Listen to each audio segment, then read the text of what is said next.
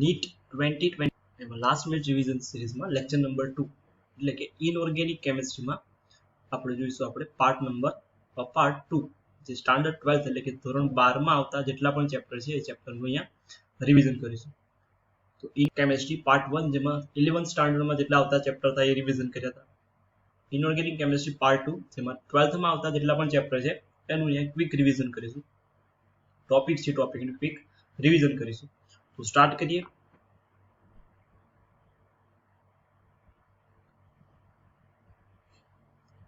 કયા ચેપ્ટર હશે પહેલા તો 12th માંથી આપણે જોવાના છે. તો પહેલું છે ધાતુ કર્મવિધિ, એ ઇનઓર્ગેનિકમાં ગણાશે આપણે. ધાતુ કર્મવિધિ છે, સંયોજનો છે, પછી ડી અને એફ વિભાગના તત્વો છે, પછી પી વિભાગના તત્વો. આટલા ચેપ્ટર જે છે આપણે 12th ના ઇનઓર્ગેનિક કેમિસ્ટ્રીમાં આપણે જોવાના છે. તો સ્ટાર્ટ કરીએ. તો પી વિભાગથી આપણે સ્ટાર્ટ કરીએ. પી વિભાગમાં સમૂહ જે છે 13 થી 18 સમૂહ આવે. પી વિભાગમાં સમૂહ જે છે એ સમૂહ 13 થી 18 સમૂહ આવે, જેમાં 13 અને 14 આપણે 11th માં આવે, જે આપણે બાકી રાખ્યું હતું. એક સાથે આપણે આખું પી વિભાગ છે જોઈ લઈશું. તો પી વિભાગમાં સમૂહ 13 જે છે પહેલું. તો પી વિભાગમાં પાર્ટમાં ડિવાઈડ કરી નાખીએ આપણે. તો કયા કોન્સેપ્ટ જે છે એમાં, તો બેક બોન્ડિંગ છે, પછી અપરૂપતા, નિષ્ક્રિય યુગ્મ અસર છે, સિલિકેટ આવે, સિલિકોન્સ આવે ગ્રુપ 13 માં, પછી જળ વિભાજન છે, બ્લીચિંગ એજન્ટ છે, ઓક્સો એસિડ છે. આ બધીની પ્રક્રિયાઓના ટોપિક જે છે. સમૂહ 13 માં જોઈએ તો બોરેક્સ આવે, H3BO2 આવે અને એલમ છે. સમૂહ 14 માં જોઈએ તો કયા કમ્પાઉન્ડ છે, CO છે, CO2 છે, કાર્બાઇડ છે. સમૂહ 15 માં N2 નાઇટ્રોજન, NH3 છે, ઓક્સાઇડ છે, પછી HNO3 નાઇટ્રિક એસિડ છે, PH3, PCl3, PCl5 અને ઓક્સાઇડ જે છે સલ્ફર, ફોસ્ફરસ અને હેલોજનના. પછી સમૂહ 13 છે, સમૂહ ઓઝોન આવશે, H2S આવશે, SO2 અને H2SO4 આવશે. પછી 17 સમૂહ છે. સમૂહ 17 માં X2Cl2 છે, HClCO2 છે અને સમૂહ 18 એટલે કે ઝેનોન ફ્લોરાઇડ અને ઝેનોન ઓક્સાઇડ એના બે કમ્પાઉન્ડ છે આપણે જોઈશું. તો પહેલું છે બેક બોન્ડિંગ, જેને પશ્વબંધન કહેવાય ગુજરાતીમાં. તો બે સહસંયોજક બંધથી જોડાયેલા પરમાણુ પાસેના જે વચ્ચે છે, ક્યારે રચાય? બંધથી જોડાયેલા પાસેના પરમાણુ વચ્ચે જે બંધ બનશે એને આપણે બેક બોન્ડિંગ કહીશું. બેક બોન્ડિંગ બનશે ક્યારે? જરૂરિયાત શું છે? તો કે બંધથી જોડાયેલા પરમાણુ બીજા આવર્તના હોવા જોઈએ, અને અથવા તો એક પરમાણુ બીજા આવર્તનો અને બીજો પરમાણુ ત્રીજા આવર્તનો. એટલે કે એક પરમાણુ આપણો બીજા આવર્તનો હોવો જોઈએ અને બીજો જે પરમાણુ છે એ ત્રીજા આવર્તનો હોવો જોઈએ. બંધમાં રહેલો એક પરમાણુ પાસે ખાલી કક્ષક, જ્યારે બીજા પાસે અબંધકારક ઇલેક્ટ્રોન યુગ્મ હોવું જોઈએ. એ સપોઝ આ રીતે ફ્લોરિન અને F અને B છે જોઈએ. તો ફ્લોરિન છે યુગ્મકાર ઇલેક્ટ્રોન છે અને બોરોન જોડે ખાલી કક્ષક છે, તો આને દાન કરે છે. આને બેક બોન્ડિંગ કહેવાશે. F છે ડોનર છે અને B છે બોરોન એક્સેપ્ટર છે, મતલબ ઇલેક્ટ્રોન સ્વીકાર. બેક બોન્ડિંગ આપણે અહીંયા જોયું BF3 માં. બોન્ડ ઓર્ડર કરીએ BF તો 3 કેટલા બોન્ડ સ્ટ્રક્ચર થાય છે? રેઝોનન્સ સ્ટ્રક્ચર 1 2 3 અને 4 રેઝોનન્સ સ્ટ્રક્ચર. બંધ કેટલા છે? તો બંધ છે તમારી જોડે 3 બંધ છે, એટલે કે 4/3 એટલે 1.33 આવશે. 1.33 આવશે. પછી p બેક બોન્ડિંગમાં પ્રબળતાનો ક્રમ લખીએ તો 2p 2p આવે, પછી 2p 3p આવે અને 2p 4p છે. જેમ કદ વધશે બેક બોન્ડિંગનો પ્રભાવ જે છે ઘટશે, અથવા તેનો ઘેરાવો છે ઘટશે. BF3 છે, BCl3, BR3 છે અને BI3 છે. તેમાં લુઈસ એસિડ સ્ટ્રેન્થ ડિક્રીઝ થાય છે. BF2 જોઈએ, BCl2 જોઈએ, BR2 અને I2. p બેક બોન્ડિંગમાં તો સેકન્ડ પિરિયડની P જે છે લોન પેર વાળી અને થર્ડ પિરિયડની MTD ઓર્બિટલ છે જે પાર્ટિસિપેટ કરશે.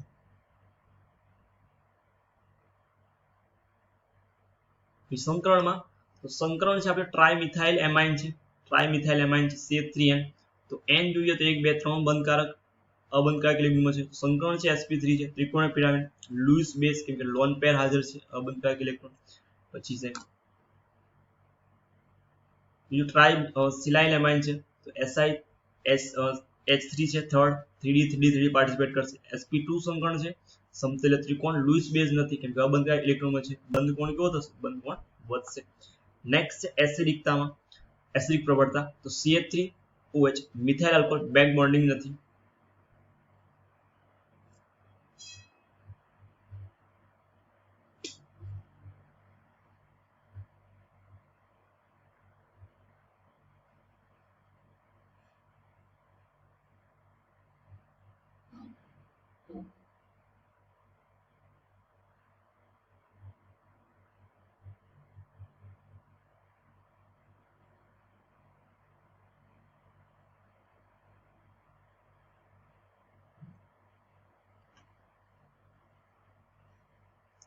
પછી બેક બોન્ડિંગ ઓછો એસિડિક છે, કહેવાય SiH3OH, તેમાં સંયુગ બેઝ બેક બોન્ડિંગ છે માટે આ વધારે એસિડિક. એસિડિક પ્રબળતા પણ બેક બોન્ડિંગના આધારે, એમાં બેક બોન્ડિંગ નથી એમાં એસિડિક પ્રબળતા ઓછી હશે, એટલે એસિડિક ઓછી થાય એસિડિકતા. જ્યારે પહેલામાં સિલાઇલ આલ્કોહોલ તો SiH3OH, જેમાં બેક બોન્ડિંગ છે માટે વધારે એસિડિક થશે. નેક્સ્ટ ટોપિક છે ઇનર્ટ પેર ઇફેક્ટ, એટલે કે નિષ્ક્રિય યુગ્મ અસર જેને કહેવાશે. તો સમૂહ 13 માં જોવા મળે NH2NP1 ઓક્સિડેશન અવસ્થા 3, NH2NP4 NP2 જેમાં 4 ઓક્સિડેશન અવસ્થા, NH2NP3 5 ઓક્સિડેશન અવસ્થા. જ્યારે સમૂહમાં ઉપરથી નીચે તરફ જઈએ ત્યારે નીચી ઓક્સિડેશન અવસ્થાની સ્થાયીતા સમૂહની ઓક્સિડેશન અવસ્થા કરતા બે ઓછી, એટલે ક્રમશઃ શું થાય વધે. સમૂહના છેલ્લા તત્વ માટે નીચી ઓક્સિડેશન અવસ્થાની સ્થાયીતા સમૂહની ઓક્સિડેશન અવસ્થા કરતા કેવી જોવા ઘણી વધારે જોવા. આને કહીએ છીએ કે નિષ્ક્રિય યુગ્મ અસર. એટલે કે સમૂહમાં ઉપરથી નીચે તરફ જઈએ તેમ નીચી ઓક્સિડેશન અવસ્થાની સ્થાયીતા જે છે સમૂહના ઓક્સિડેશન કરતા ક્રમશઃ વધે. જ્યારે સમૂહના છેલ્લા તત્વની નીચી ઓક્સિડેશન અવસ્થાની સ્થાયીતા સમૂહની ઓક્સિડેશન અવસ્થા કરતા કેવી જોવા મળે ઘણી વધારે. એને નિષ્ક્રિય યુગ્મ અસર એટલે કે ઇનર્ટ પેર ઇફેક્ટ કહીશું આપણે.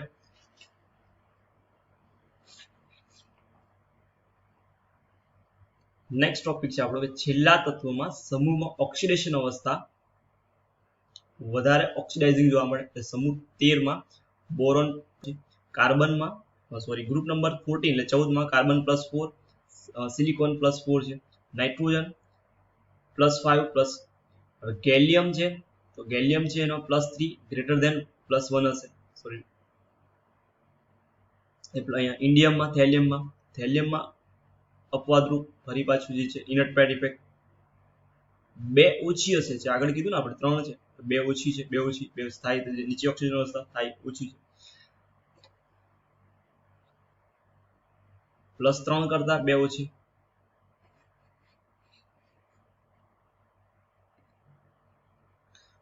તો ઉદાહરણમાં આપેલું છે PbCl2 એ PbCl4 છે, TiCl એ TiCl3 કરતા વધારે સ્થાયી છે. રીતે ગેલિયમમાં લખીએ તો Cl3 વાળો Ti કરતા વધારે સ્થાયી.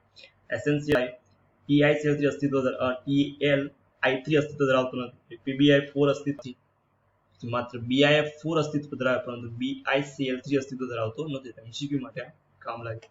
જળ વિભાજન એટલે કે હાઇડ્રોલિસિસ અસંયોજક સંયોજનો સાથે રાસાયણિક પ્રક્રિયા, જેને આપણે હાઇડ્રોલિસિસ. એક પરમાણુ પાસે ખાલી કક્ષક અને ધન વિભાર હોવો જોઈએ. એમ મિકેનિઝમ પૂછે તો SN2 મિકેનિઝમ થશે. H2O, પછી આ છે આપણું લિવિંગ ગ્રુપ એટલે વિકર બેઝ, અને આ બીજું છે તો H2O ના લોન પેર ઇલેક્ટ્રોન છે આની જોડે અટ્રેક્શન પામશે એટલે આપણને મળશે શું નિપજ તો AOH, એટલે કે આપણને પ્રોડક્ટ HL છે છૂટું પડશે. તો AlCl3 લઈએ સ્ટીમ વોટર, શું બનશે aluminium chloride water aluminium hydroxide જે વ્હાઇટ જેલિટિયસ PPD હશે HCl છૂટું પડે. જેમાં AlCl3 નોર્મલ હોય તો એમાં ionic compound due to hydration, તો એમાંથી aluminium H2O6 complex compound form થશે. ત્યારે નોર્મલ PCl5H2O તો PCl3 એટલે 2 એક્સિયલ બોન્ડ એટલે PCl5 બનશે અને એનું H2 વધારે તો માંથી જે 2 એક્સિયલ બોન્ડ છે H2 જોડે રિએક્શન થઈ POCl3 બનાવશે અને 2 HCl રિમૂવ થશે. POCl3H2O તેમાંથી H3PO3 ફોસ્ફરિક એસિડ બનશે અને HCl છૂટું પડશે. આ રીતે છે. જળ વિભાજન રક્ષ પ્રક્રિયા નથી. તો NCl3 છે H2O માં હાઇપોક્લોરસ એસિડ HOCl છે એસિડ છે HOCl બનશે જેને આપણે હાઇપોક્લોરસ એસિડ કહેવાશે. નેક્સ્ટ છે NH3H2O, તેમાં રિએક્શન થશે નહીં. પછી આંશિક જળ વિભાજન તો SbCl3 છે અથવા BI તેમાંથી એન્ટીમની ક્લોરાઇડ SbOCl બને અને બિસ્મુથાઇલ ક્લોરાઇડ જેમાં BiCO છે BiOCl વ્હાઇટ પીપીટી અને વ્હાઇટ પીપીટી નો લેજો આટસો વ્હાઇટ પર્લ જેની પાસે. નેક્સ્ટ છે આપણો સંયોજન કમ્પાઉન્ડ છે આંતર હેલોજન કમ્પાઉન્ડ એટલે XX હેલોજન તો ClF છે H2O હેલોજન એસિડ અને ઓક્સો એસિડ એટલે હાઇપોક્લોરસ એસિડ બનશે. ઓક્સો એસિડ કેવાશે અને સેમ ઓક્સિડેશન નંબર હશે અને હેલોજન ઓક્સો એસિડ. X3 એટલે XX3 હોય તો ClF3 લઈએ એમાં H તો HOCl2 બને. X5 હોય તો એમાં ClF એસિડ બને HOCl3 અને XX7 હોય તો IF7 લઈએ H2 તો IF અને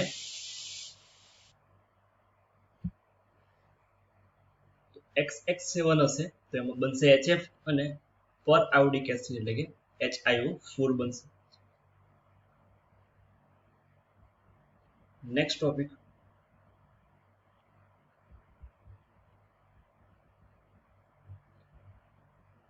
બીજા જે સંયોજનો છે એના જળ વિભાજન આપેલા છે. BeCl2 નું જળ વિભાજન થાય તેમાંથી BOH2 એટલે હાઇડ્રોક્સાઇડ બનશે HCl. MgCl2 તો Mg મેગ્નેશિયમ હાઇડ્રોક્સાઇડ બનશે. BCl3 એટલે બોરોન ક્લોરાઇડ છે એનું BOH3 અથવા H3BO3 ઓર્થોબોરિક એસિડ જેને કહેવાશે. PCl3 નું કરીએ આપણે તો POH ફોસ્ફરસ હાઇડ્રોક્સાઇડ મળશે. POH3 જે છે એને હાઇડ્રોલિસિસ પ્લસ પ્રોટોમેરિઝમ તેમાંથી H3PO3 એટલે કે ફોસ્ફરસ એસિડ જેની basicity 2. P double bond O is more stable than PO bond. એના કરતા કેવો બોન્ડ છે તો આ બોન્ડ ઇઝ એના કરતા ડબલ બોન્ડ સ્ટેબલ છે માટે આપણને કયો બને તો હાઇડ્રોલિસિસમાં જે મળ્યું આપણને ફોસ્ફરસ હાઇડ્રોક્સાઇડ એનું પ્રોટોમેરિઝમ એટલે કે ચલરૂપકતા કહેવાય ગુજરાતીમાં. તો આ લોન પેર અહીંયા આવશે અને હાઇડ્રોજન છે કઈ જશે હાઇડ્રોજન છે ફોસ્ફરસ જોડે જોડાશે અને આપણને ફોસ્ફરસ એસિડ બનશે જેની બેઝિસિટી 2 કેમ કે OH જોડે જેટલા જોડાયેલા OH H છે એ બેઝિસિટી રિપ્રેઝન્ટ કરશે તો 2H છે માટે એની બેઝિસિટી 2 થશે. પછી AsCl3H2 તેમાં આર્સેનિક હાઇડ્રોક્સાઇડ મળશે તો આમાં નો ટોટોમેરિઝમ એટલે ટોટોમેરિઝમ આમાં નહીં થાય કેમ કે A double bond is not form due to large size of arsenic size કેવી છે આર્સેનિકની સાઇઝ વધારે ડબલ બોન્ડ O છે ફોર્મ થશે નહીં. નેક્સ્ટ છે ઓક્સાઇડનું જળ વિભાજન તો SO2 એટલે સલ્ફરના ઓક્સાઇડનું જળ વિભાજન કરે સલ્ફ્યુરસ 3 મળે. SO3 નું સલ્ફ્યુરિક એસિડમાં H2O નું. બીજું છે Cl2O7 નું તો પરક્લોરિક એસિડ એટલે HClO4 મળે. N2O5 નું તો HNO3 નાઇટ્રિક એસિડ બનશે. P4O6 તો ફોસ્ફરસ એસિડ એટલે કે H3PO3 મળે અને H4O10 જેમાં પણ H3PO3 એટલે કે ફોસ્ફરિક એસિડ મળશે ફોર્મ્યુલા થાય H3PO. પછી H4O6 જેનું સંકલન છે H4O ઓકે તો P4O6 sp3 હાઇબ્રિડાઇઝેશન બંધ જોઈએ તો 6 POP બંધ જોવા મળે 3 4 5 ના 6 તો 6 બંધ જોવા મળે. P4O10 જેમાં સંકલન સેમ છે sp3 બંધ પણ 6 POP બોન્ડ છે પણ 4 P ડબલ બોન્ડ O બંધ જોવા મળે 4 P double bond O lone pair અને P 4 લોન પેર જોવા મળશે અહીંયા 1 2 3 જ્યારે માં લોન પેર ન હોય પણ 4 P ડબલ બોન્ડ O બંધ જોવા મળે. નેક્સ્ટ છે આપણું ઝેનોન ક્લોરાઇડ છે એનું જળ વિભાજન જોઈએ તો HCF નું Xc મળશે HF અને O2 મળશે. રેડોક્સ પ્રક્રિયા જળ વિભાજન નહીં આ પ્રક્રિયા કઈ કહેવાય રેડોક્સ કહેવાશે. HCF નું જળ વિભાજન પાણી સાથે તો HCF6 અને HCO3 આપે. HCF6 H2O 3 મોલ પાણી સાથે HCO3 અને HF2 પડે. આંશિક જળ વિભાજન કરીએ તો HCO F4 અને HCO2 F2 મળે. ઓક્સીફ્લોરાઇડ જેને કહેવાશે મળશે. HCF4 નું H2O સંપૂર્ણ જળ વિભાજન થાય ઝેનોન HCO3 અને HF જે રેડોક્સ પ્લસ જળ વિભાજન બંને કહેવાશે. જ્યારે ઉપર વાળું છે એને ખાલી રેડોક્સ પ્રક્રિયા કહેવાશે જળ વિભાજન કહેવાશે નહીં. જ્યારે HCF4 નું છે શું કહેવાશે જળ વિભાજન અને રેડોક્સ કહેવાશે. Next oxo acid oxo acid સમાવેશ થાય HXOZ જેમાં Z શું હશે અધાતુ હશે. સંયોજન કે જેવો ZOH બંધ ધરાવે તેને ઓક્સો એસિડ તરીકે ઓળખાશે જેને ઓક્સો એસિડ તરીકે આપણે ઓળખીશું. તો એસિડિક ઓક્સાઇડ અથવા તો એને નોન મેટાલિક ઓક્સાઇડ કહેવાય જે એનહાઇડ્રાઇડ ઓફ ઓક્સો એસિડ છે પ્લસ H2O જેમાંથી ઓક્સો એસિડ ફોર્મ થાય અહીં આપણને આપેલા છે અલગ અલગ anhydride of their corresponding oxo acid તો કે CO2 H2O તો H2 anhydride then H2CO3 બને SO3 H2 તો H2SO4 બનશે Cl2O7 H2O તો HClO4 આવે Mn2O7 H2O તો MnO4 જેને પરમેંગેનિક એસિડ કહેવાશે HMN4 પરમેંગેનિક એસિડ કહેવાશે CrO3 H2O તેમાંથી ક્રોમિક એસિડ ફોર્મ થાય જેને H2CrO4 કહેવાશે નેક્સ્ટ છે N2O5 જેમાંથી HNO3 nitric acid H2O4 H2O જેમાંથી HNO2 સ્પેશિયલ કેસ જેમાં HNO3 અને H2NO2 બંને ફોર્મ થાય N2O4 માં N2O4 mix anhydride then HNO2 અને N2O4 કેવો મિક્સ એનહાઇડ્રાઇડ છે એટલે એમાંથી બે ફોર્મ થાય છે HNO2 અને HNO3 નાઇટ્રસ અને નાઇટ્રિક Cl2O6 H2O તો ClO3 સેમ મિક્સ ઓક્સાઇડ છે માટે એમાં પણ HClO3 અને HClO4 ફોર્મ થશે નેક્સ્ટ ટોપિક છે આપણો કે મધ્યસ્થ પરમાણુ ઓક્સિડેશન અવસ્થા બદલાતી નથી પાયરો જે છે એમાં 2 મોલ ઓક્સો એસિડ H2O થાય પાયરો બનશે પાયરો એસિડ બને મેટામાં 1 મોલ ઓક્સો એસિડ એમાંથી H2O રિમૂવ કર્યો તો મેટા એસિડ બને પરઓક્સી એસિડ તેમાંથી ZO બોન્ડ પરઓક્સી બંધ જોવા મળે હાઇપોમાં અસ અને X તો O માઈનસ તો એમાં હાઇપો અસ અને હાઇપો ઇક એટલે કે ઇક વાળો એસિડ બનશે જેમાં H2SO7 પછી છે H2SO57 અને H4O2O7 પાયરો H3PO3 છે HBO3 H2SO5 છે, H2SO8 છે, HNO4 છે, CH3CO3H છે, CH6H5CO3H, HOX અને H3PO3 જેને હાઇપો લખીશું આપણે, અને આમાં હાઇપોઇક એસિડ હશે H4O2 P2O6 જેને આપણે કહેવાશે. ઓક્સો એસિડ ઓફ સલ્ફરમાં, તો ઓક્સો એસિડ ઓફ સલ્ફરમાં જોઈએ તો H આનું સૂત્ર લખવું હોય તો H2SO3 તેને સલ્ફ્યુરસ એસિડ કહેવાશે. એક લોન પેર છે, એક ડબલ બોન્ડ O છે અને બે OH બંધ છે. સલ્ફ્યુરિક એસિડ H2SO4 જેની પાસે બે ડબલ બોન્ડ છે, S ડબલ બોન્ડ અને બે બેઝિકતા લખ્યું હોય તો આમાં બે આવશે. આમાં પણ બેઝિકતા કેટલી આવશે? બે આવશે. પર પરઓક્સી ડાયસલ્ફ્યુરિક એસિડ જેને માર્શલ એસિડ કહેવાશે, જેની ફોર્મ્યુલા થાય H2O8 આવશે. O8 ચાર ઓક્સિજન આ બાજુ, બે OH બંધ હશે, બે આ બાજુ, બે ડબલ બોન્ડ O, આ બાજુ ટોટલ ચાર ડબલ બોન્ડ O અને એક SOS એટલે કે એક પેરોક્સી બંધ જોવા મળે. માર્શલ એસિડની ફોર્મ્યુલા H2SO8. પાયરોસલ્ફ્યુરિક એસિડ તો સેમ ફોર્મ્યુલા પણ વચ્ચે ડબલ બોન્ડ તો OH આમાં લખાશે H2O7 જેને પાયરોસલ્ફ્યુરિક એસિડ જેને ઓલિયમ પણ કહેવાય H2SO7. પછી પેરોક્સો મોનોસલ્ફ્યુરિક જેને કેરોઝ એસિડ કહેવાશે, તેમાં સલ્ફ્યુરિક એસિડ જેમાં SOHOH S double bond O અને એક ડબલ બોન્ડ S હશે તારો. પાયરોસલ્ફ્યુરસ એસિડ જેમાં SS bond S double bond બંધ અને પાયરોસલ્ફ્યુરસ એસિડ જે છે કહેવાશે. તો આ sulphuric. Oxo acid of phosphorus તો ફોસ્ફોરિક એસિડ છે જેને H4PO H3PO4 કહીશું આપણે. ફોસ્ફરસમાં ફોસ્ફોનિક એસિડ પણ કહેવાય જેને H3PO3 લખીએ છીએ આપણે. હાઇપોફોસ્ફરસ ફોસ્ફોનિક એસિડ છે H3PO2 છે. હાઇપોફોસ્ફોનિક એસિડમાં તો P double bond O OH ચાર હશે. પછી પાયરોફોસ્ફરિક એસિડ તો P ડબલ બોન્ડ એમાં POP બંધ જોવા મળશે પાયરોફોસ્ફરિકમાં. સેમ રૂપ પાયરોફોસ્ફરિકમાં અને પાયરોફોસ્ફરસમાં તો OH નહીં હોય, OH હશે નહીં, H હશે અને પાયરોફોસ્ફરસ. મેટાફોસ્ફરિક એસિડ તો P double bond O OH અને મેટાફોસ્ફરિક એસિડ કહીશું.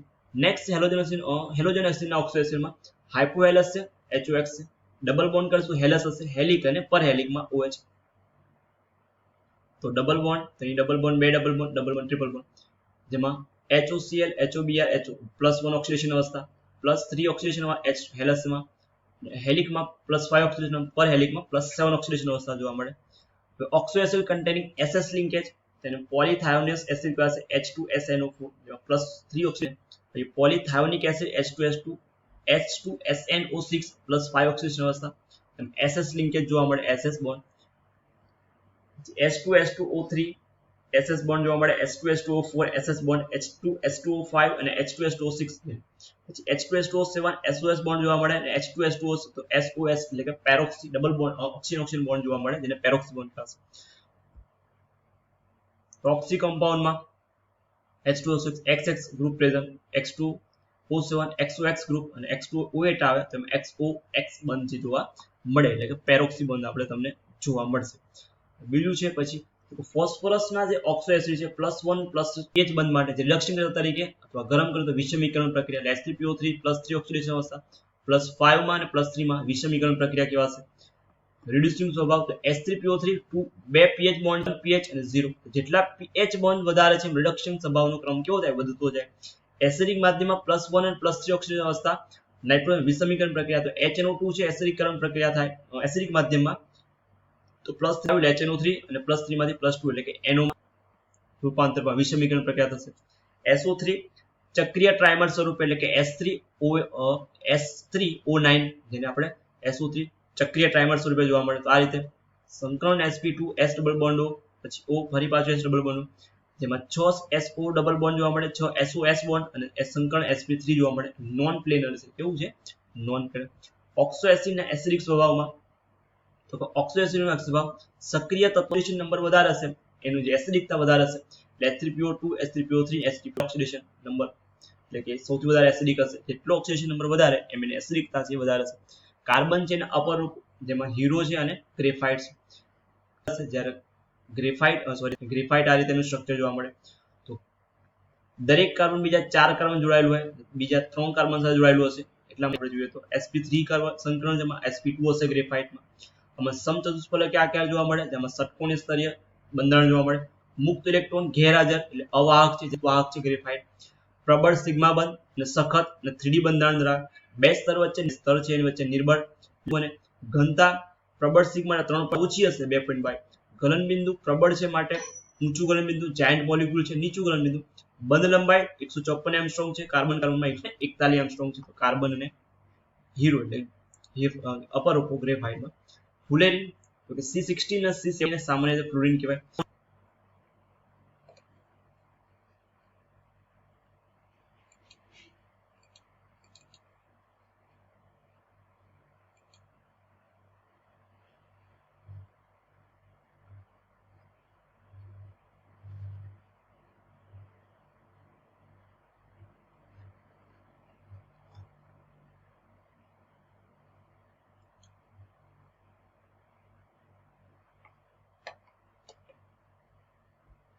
તો નેક્સ્ટ ટોપિક છે આપણો ફોસ્ફરસના 20 પેન્ટાગોનલ અને 12 પેન્ટાગોનલ અને 20 હેક્સાગોનલ એમાં જોવા મળે. એક કાર્બન પરમાણુ બીજા 3 કાર્બન સાથે આવેલો હોય, જેમાં sp2 સંકરણ જોવા મળે. સ્વભાવ કેવું છે? એરોમેટિક છે. પછી ફોસ્ફરસ ના અપરૂપમાં 3 છે, સફેદ, લાલ અને કાળો ફોસ્ફરસ. સફેદમાં જોઈએ તો મીણ જેવું ઘન હોય, ઝેરી હોય. CS2 માં દ્રાવ્ય, પાણીમાં અદ્રાવ્ય છે. P4 ના મોનોમર, તણાવ અને સક્રિય ફોસ્ફરસ, બરડ પાવડર. પછી બિનઝેરી છે, પાણી અને CS2 માં અદ્રાવ્ય. P4 નો પોલિમર, P4 નો મોનોમર. પછી સફેદ ફોસ્ફરસ થી વધુ નથી અને અંધારામાં ચળકે કારણ ધીમું ઓક્સિડેશન થાય છે અને એનો સાથે પ્રક્રિયા કરે તો હાઇપોફોસ્ફરિક એસિડ બનાવે અને ફોસ્ફીનનું સંયોજન બનાવે. P4 સફેદ ફોસ્ફરસ જે છે બનાવશે. સ્થાયીતાનો ક્રમ મેલ્ટિંગ પોઈન્ટ એટલે અને સફેદ, કાળો, લાલ. સફેદ લાલ ફોસ્ફરસ 803 કેલ્વિન તાપમાને ઊંચા દબાણ તો કાળો ફોસ્ફરસ મળશે, આલ્ફા કાળો ફોસ્ફરસ. પછી સફેદ ફોસ્ફરસ 573 કેલ્વિન તાપમાને ઇનર્ટ મીડિયમમાં તો લાલ ફોસ્ફરસનો કરંટ પામે. અને સફેદને 473 કેલ્વિન તાપમાને ગરમ કરો ઊંચા દબાણે તો બીટા કાળા ફોસ્ફરસમાં રૂપાંતર પામે. સલ્ફરના ઓક્સિડાઇઝમાં જોઈએ તો સલ્ફરના ઓક્સિડાઇઝમાં છે એક છે સ્ફટિકમય અને બીજો અસ્ફટિકમય. સ્ફટિકમય છે ને રોમ્બો સલ્ફર કહેવાશે, આલ્ફા સલ્ફર. બીજો છે સલ્ફરનું મિલ્ક એટલે પ્લાસ્ટિક સલ્ફર.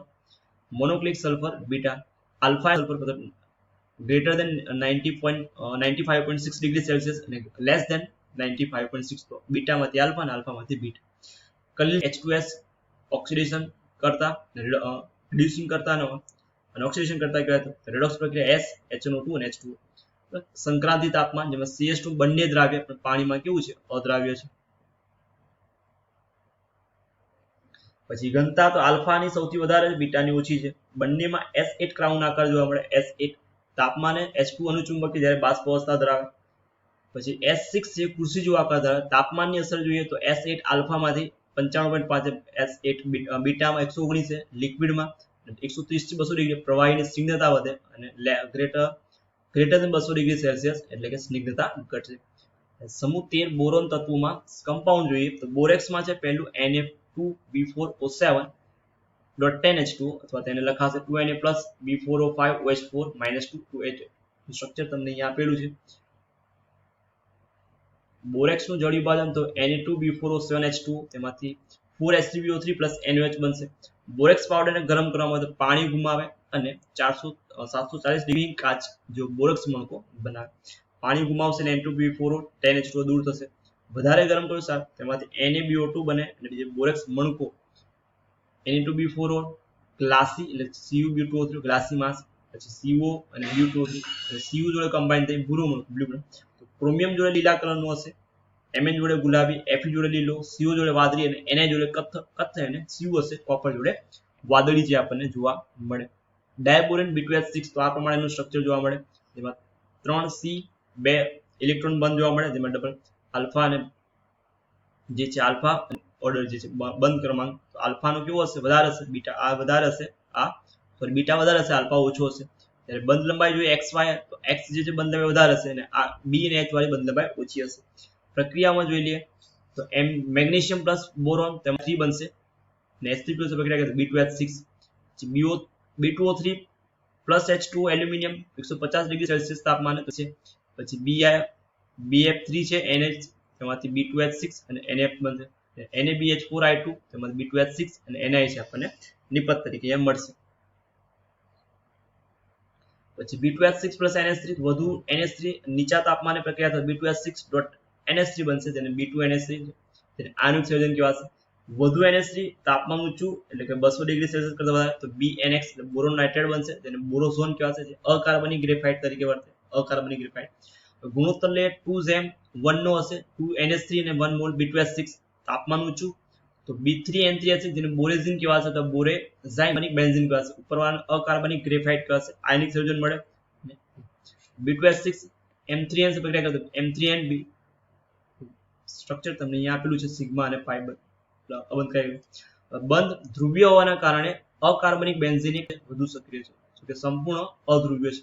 ઓર્થોબેરિક બોરિક એસિડ જેનું ફોર્મ્યુલા છે H3BO3 અથવા BOH ટ્રાઇ લખાશે બોરેક્સ માંથી, તો Na2B4O7 H2SO4 Na2SO4 બનશે, Na2B4O7 HCl H2O તેમાંથી NaCl અને H3BO3 આપણને અહીંયા મળે છે.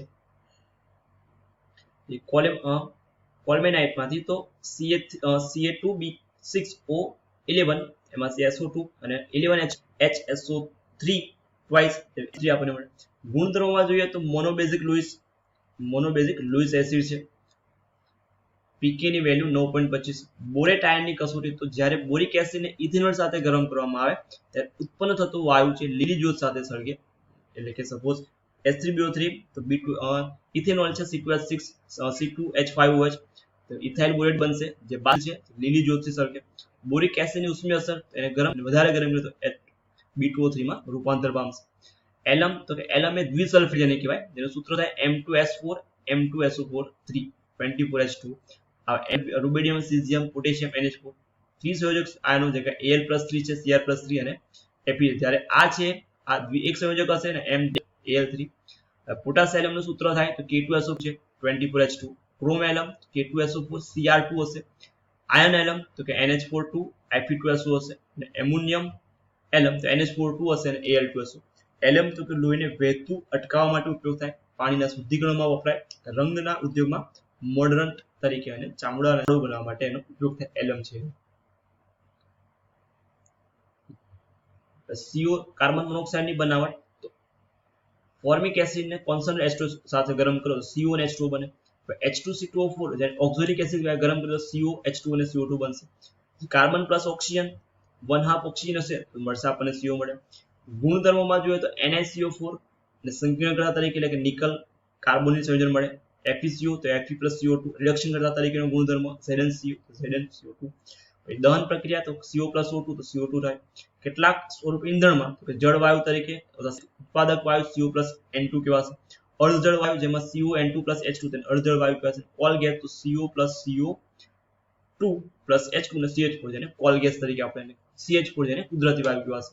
ગુણધર્મોમાં તો કાર્બન ડાયોક્સાઇડ કાર્બનિક એસિડમાં એનહાઇડ્રેટ છે, જે નિર્બળ ડાયબેઝિક એસિડ જે નીચે મુજબ તો કે H2CO3 H2 તો HCO3 બનશે H2 HCO+. ફરી પાછું HCO3- જેમાંથી CO3- તો બે તબક્કામાં HCO3 અથવા HCO3 બફર પ્રાણીમાં લોહીની જે છે 7.26 થી 7.42 જાળવે બફર પ્રાણીમાં લોહી HCO3 HCO-. Carbon dioxide alkali સાથે કાર્બોનેટ બનાવે, જો CO2 વધુ હોય તો હાઇડ્રોજન કાર્બોનેટ બનાવે, જે CO2 વાયુની કસોટી માટે વપરાય. CO તો કાર્બોનેટ અને વધારે હશે તો હાઇડ્રોજન કાર્બોનેટ એટલે કે COH CO3 ટ્વાઇસમાં રૂપાંતર પામે.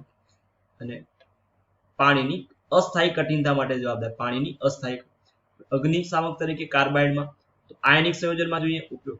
પછી છે BCAS4C2C3 સહસંયોજકમાં B4C SiC છે, આંતરએલેમાં TiC અને WC છે. BeC+H2O તો બેરિયમ હાઇડ્રોક્સાઇડ છે, એલ્યુમિનિયમ કાર્બાઇડ છે એનું hydroxide, calcium carbide calcium hydroxide.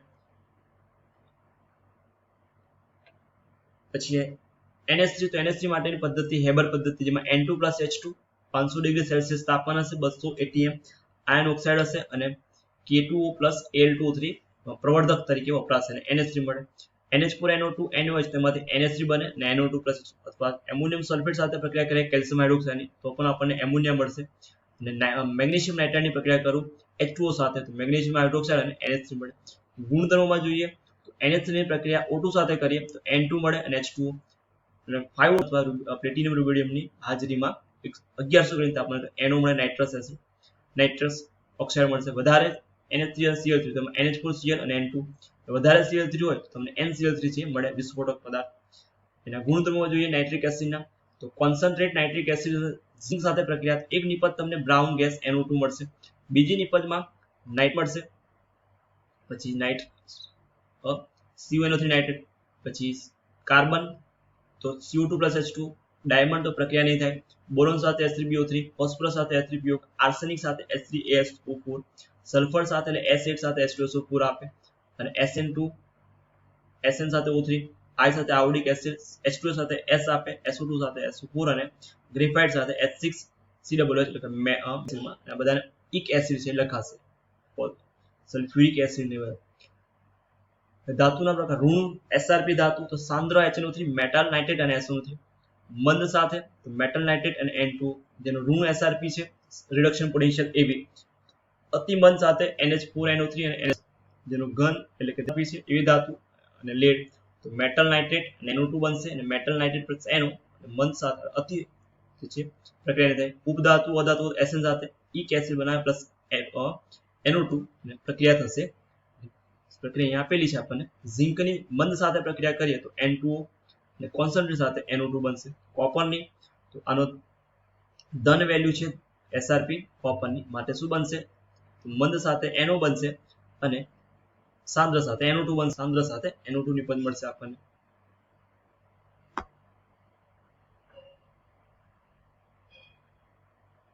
Next compound છે ફોસ્ફિન PH3, તો CH3P2 plus 6H2 તો COH twice અને PH3 મળશે. એવી રીતે P4 ની પ્રક્રિયા NOH સાથે તો P4 plus 3 mol NOH plus 3H2O તો PH3 plus 3 NaH2PO2 જેને સોડિયમ હાઇપોફોસ્ફાઇડ કહેવાશે. અને બીજી છે PH4I સાથે ક્રિયા કરે NOH સાથે તો NaIH2 અને PH3 આપણને દૂર થશે મળશે. ગુણધર્મોમાં તો રંગવિહીન વાયુ છે, એની વાસ જે છે માછલી જે સડેલી માછલી ખૂબ ઝેરી માનું દ્રાવણ સૂર્યપ્રકાશને વિઘટન પામી લાલ ફોસ્ફરસ અને H2 વાયુ આપે વિઘટન પામી. પછી તેનો ઉપયોગ દહન આપમેળે થતું હોવાથી તેનો ઉપયોગ હોલ સિગ્નલમાં કેલ્શિયમ કાર્બાઇડ અને કેલ્શિયમ ફોસ્ફાઇડ ભરેલી ડબ્બામાં કાણું પાડી દરિયામાં નાખતા ઉત્પન્ન થતો વાયુ સળગે અને સિગ્નલનું કામ કરશે કેલ્શિયમ કાર્બાઇડ અને કેલ્શિયમ ફોસ્ફાઇડ ભરેલી ડબ્બામાં. પછી ઉપયોગ ધૂમ્ર પડદા બનાવવા માટે કેલ્શિયમ ફોસ્ફાઇડ પાણી સાથે પ્રક્રિયા કરી ફોસ્ફિન બનાવે જેનું હવામાં દહન થવાથી ફોસ્ફરસ પેન્ટોક્સાઇડ ના વાદળ બને જેનો ઉપયોગ ધૂમ્ર પડદા તરીકે થાય. અને રાસાયણિક ગુણધર્મમાં તો PH3 plus O2 તો P2O3 માં રૂપાંતર પામશે અને H2O, PH3 713 કેલ્વિન તાપમાને P4 plus H2 બનશે, PH3 Cl2 તો PCl3 અને HCl માં રૂપાંતર. નેક્સ્ટ કમ્પાઉન્ડ છે આપણો PCl3, બનાવટમાં P4 plus Cl3 બનશે, SOCl2 તો PCl3 plus SO2 અને H2Cl2 નિપજ તરીકે મળે. PCl3 H2 સાથે પ્રક્રિયા થાય તો H3PO3 બને, એસિટિક એસિડ સાથે પ્રક્રિયા થાય તો SOCl બને, OH જશે એટલે Cl જોડાશે. બંધારણ તમને આપ્યું છે આ રીતે લોન પેર જોવા મળશે. PCl5 તો 10Cl2 હશે તો PCl5 બનશે, 10SO2Cl તો 4 mol of PCl5. પીળાશ પડતો સફેદ પાવડર છે, ભેજવાળી હવામાં તેનું જલ્યકરણ તે ફોસ્ફરિક એસિડમાં રૂપાંતર POCl3 બનશે અને જળી ભાજન પામી H3PO4 માં. અને હીટ કરીએ PCl5 ને તો PCl3 માં રૂપાંતર પામે Cl2. બંધ કોણ 120 હશે, જે ઉપરવાળો બંધ છે 140 પિકોમીટર અને અંદરવાળા છે એની બંધ લંબાઈ 202 પિકોમીટર જોવા મળે. નાઇટ્રોજનના ઓક્સાઇડમાં તો નાઇટ્રોજન ઓક્સાઇડમાં જોઈએ તો આપણે તો N2O છે જેને ડાયનાઇટ્રોજન ઓક્સાઇડ કહેવાશે. N2O છે +1 ઓક્સિજન અવસ્થા, NH4NO2 N2 રંગહીન અને તટસ્થ. પછી છે નાઇટ્રોજન મોનોક્સાઇડ જેને NO કહેવાશે જેમાં ઓક્સિજન અવસ્થા +2 હશે, તટસ્થ અને રંગવિહીન છે. N2O3 છે નાઇટ્રોજન ડાયનાઇટ્રોજન ટ્રાયોક્સાઇડ કહેવાશે, ભૂરો રંગ અને એસિડિક છે. NO2 +4 ઓક્સિજન અવસ્થા કથ્થઈ વાયુ અને એસિડિક છે. N2O4 +4 ઓક્સિડેશન અવસ્થા છે. NO2 ને કુલ N2O4 અને હીટ કર્યો તો NO2 પાછું રંગવિહીન ઘન અને એસિડિક પ્રવાહી છે. અને N2O5 પ્લસ ઓક્સિડેશન અવસ્થા જોવા મળે જેમાં HNO3 P2O4 P4O10 રંગવિહીન ઘન અને એસિડિક છે.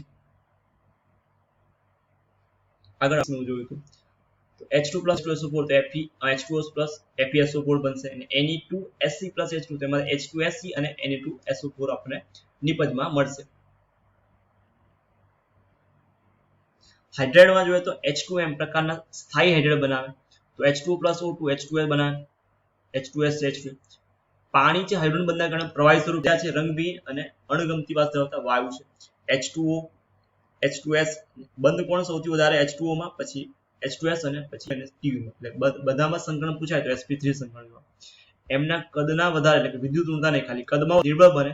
સમૂહમાં નીચે તરફ જતા હાઇડ્રાઇડની એસિડિક લક્ષણમાં શું થાય તો વધારો થાય. નેક્સ્ટ છે હેલાઇડ. બધા જ તત્વો અસંખ્ય હેલાઇડ સંયોજન બનાવે, જેમાં ઓક્સિજનના હેલાઇડ સ્થાયી હોતા નથી, સેલિનિયમ ડાયહેલાઇડ બનાવતા OF2 છે, Cl2O6 I2O5. ઓક્સાઇડમાં જોઈએ તત્વોમાં તો મોનોક્સાઇડમાં SO બનાવે, ડાયોક્સાઇડમાં જોઈએ તો ડાયોક્સાઇડમાં SO3 છે. સેલેનિયમમાં ઓક્સાઇડ નહીં બને, ડાયોક્સાઇડ અને ટ્રાયોક્સાઇડ હશે SiO2 SiO3. ટેલ્યુરિયમ એટલે TE માં TiO TO2 TO3. પોલોનિયમમાં PO અને PO2 જોવા. SO2 છે એનું સંકલન પૂછાય તો SO2 છે વાયુ સ્વરૂપે છે, sp2 સંકલન ધરાવે, આકાર V છે, આકાર V શેપ જોવા. 1 p પાઈ હશે અને એક 1 p પાઈ d પાઈ બંધ તમને જોવા મળે. આ રીતે બંધ કોણ 119.5 જોવા મળશે. SO3 છે વાયુ સ્વરૂપે સેમ, બંધ સંકલન sp2 હશે અને સમતલ્ય છે, સમતલ્ય એમાં એક p પાઈ અને એક p પાઈ 2 d. આ રીતે બંધારણ જોવા મળશે. એમાં ત્રણ એના સંસ્પંદન જોવા મળશે. ઘન અવસ્થામાં સાયક્લિક ટ્રાઇમર અસ્તિત્વ ધરાવે SO3 જે આલ્ફા સ્વરૂપ અને રેખીય ત્રાંસા જોડાણ દ્વારા સ્તરો ધરાવે બીટા સ્વરૂપ. આ રીતે એનું આલ્ફા ફોર્મ જોવા મળશે.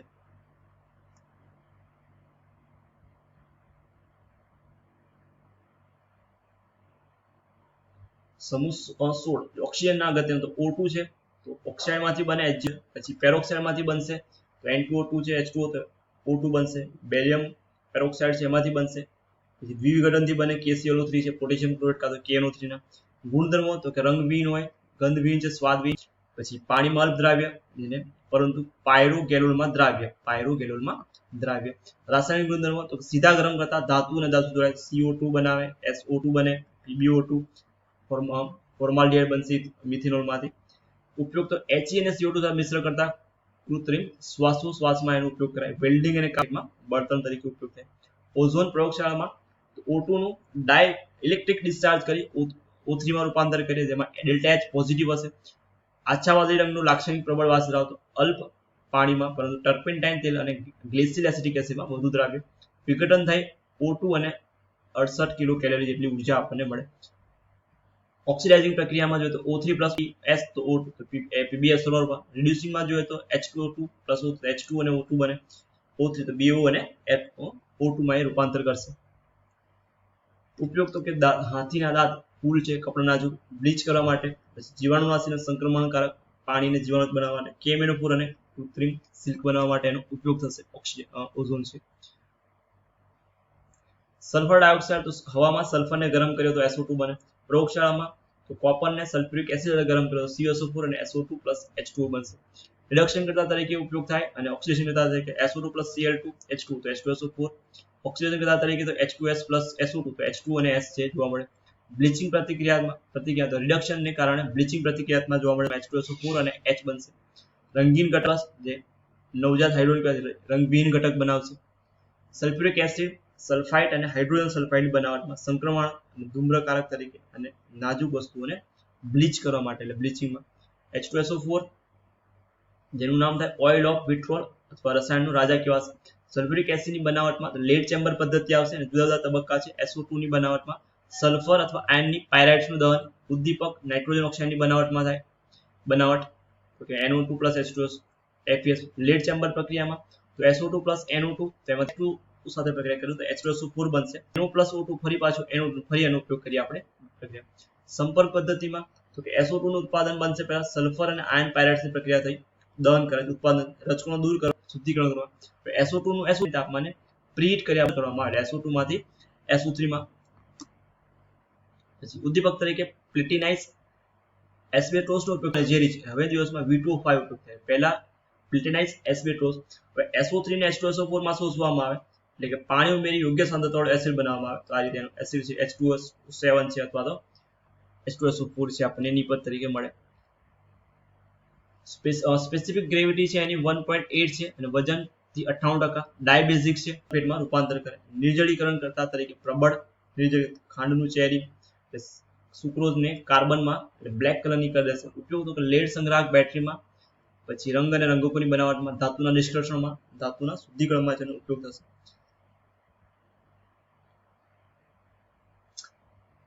નેક્સ્ટ છે ગ્રુપ નંબર 17 હેલોજન.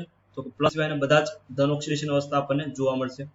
ધાત્વીય લક્ષણમાં તો ધાત્વીય લક્ષણ ફ્લોરિન થી એસ્ટરેન જતા વધે. બંધ વિયોજન ઉષ્મામાં તો ફ્લોરિનની બંધ ઉષ્મા CCl બોન્ડ અને BBr કરતા કેવી છે? ઓછી છે, કારણ કે ફ્લોરિનમાં નાના પ્રમાણમાં આંતર આણ્વીય જે ઇલેક્ટ્રોન આપવા મળે માટેની બંધ વિયોજન ઉષ્મા કેવી છે? ઓછી છે. અને બંધ ક્રમમાં પણ બંધ નીચેના Cl2 Br2 F2 ને F2 છે Cl2 Br2 કરતા પણ ઓછી છે. એમાં F2 સૌથી ઓછી હશે ને I2 ઉપરથી નીચે તરફ જતા વધે છે. ગલનબિંદુમાં પણ ઉપરથી નીચે તરફ જતા ગલનબિંદુ છે વધશે. રાસાયણિક ગુણધર્મોમાં તો સક્રિયતા બધા હેલોજન જે છે રાસાયણિક રીતે સક્રિય છે, કારણ કે ઊંચી વિદ્યુત ઋણતા વિયોજન ઉષ્માના ઓછી છે. ફ્લોરિન સૌથી વધારે સક્રિય અને આયોડિન સૌથી ઓછું સક્રિય હેલોજન થશે. ઓક્સિડાઇઝિંગ ક્ષમતામાં તો ઊંચી હાઇડ્રેશન એન્થાલ્પીને કારણે ફ્લોરિન સૌથી વધારે ઓક્સિડેશન ક્ષમતા ધરાવતું, એટલે કે F2 સૌથી વધારે.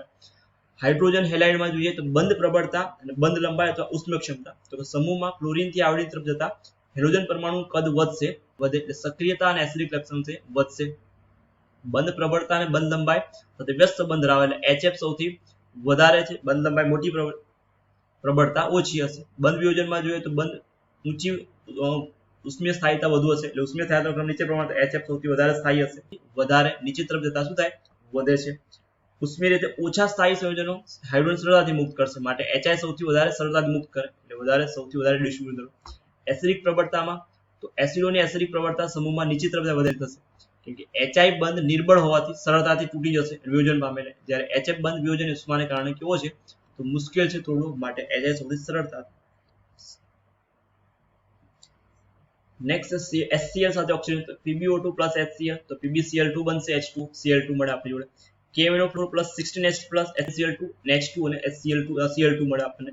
તો ક્લોરીનની નિપજ વેલ્ડિંગની પ્રક્રિયામાં ઉપયોગ થાય તો HCl ની સાથે પાયરોલ્યુસાઇડ એટલે કે MnO2 જેને પાયરોલ્યુસાઇડ સાથે ગરમ કર્યો તો MnCl2 H2 અને Cl2 મળશે. અને ગુણધર્મોમાં ક્લોરીન છે પીળા રંગનો વાયુ છે, ઝેરી અને પાણીમાં દ્રાવ્ય. જલીય દ્રાવણમાં ક્લોરીન